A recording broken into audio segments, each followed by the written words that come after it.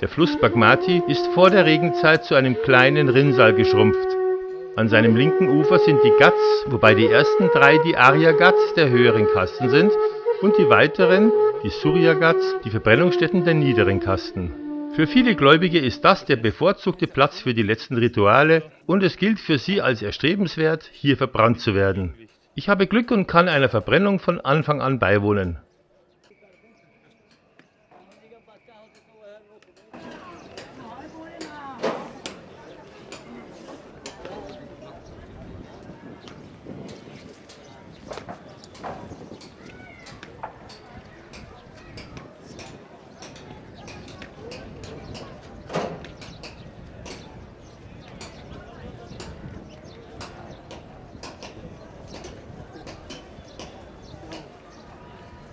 Nach dem Ritual wird der oder die Verstorbene unter Mithilfe des ältesten Sohnes oder ersatzweise der ältesten Tochter einmal um den Scheiterhaufen getragen und dann oben aufgelegt.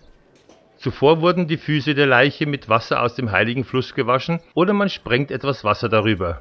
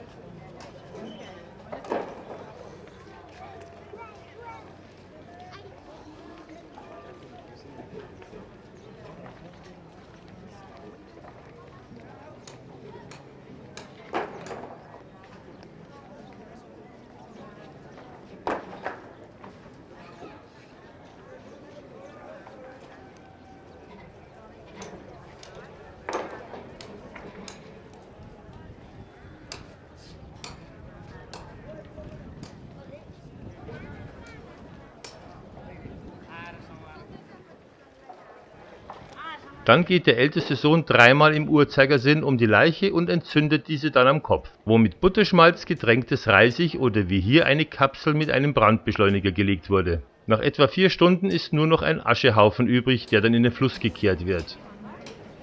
Sind die Angehörigen zu arm und können sich kein Brennholz leisten, wird der Leichnam dem Wasser übergeben. An dieser Stelle noch ein wenig über die Leichenverbrennung. Der Tod ist für die Hindus kein plötzliches Ereignis, sondern ein Vorgang der Transformation vor der nächsten Reinkarnation. Für den bevorstehenden Tod gibt es Zeichen. Der Sterbende muss den Tod annehmen und darf sich nicht dagegen sträuben. Der Glaube an die Wiedergeburt verlangt von den Hinduisten die Vernichtung der körperlichen Hülle, um die Seele für das nächste Leben zu befreien. Da ihrer Wiedergeburt der Körper nicht im Weg steht, werden Brahmanenpriester, Kinder und Schwangere nicht eingeäschert, sondern ohne Zeremonie erdbestattet oder einem heiligen Fluss übergeben. Für den Verstorbenen gibt es keinen Grabstein, keine Gedenkfeier, keine Totenanzeige. Er verschwindet als Person aus dem Blickfeld, ist jedoch als Ahne ständig präsent. Die Familie fürchtet sich vor der Macht des Toten und vor seiner Rückkehr.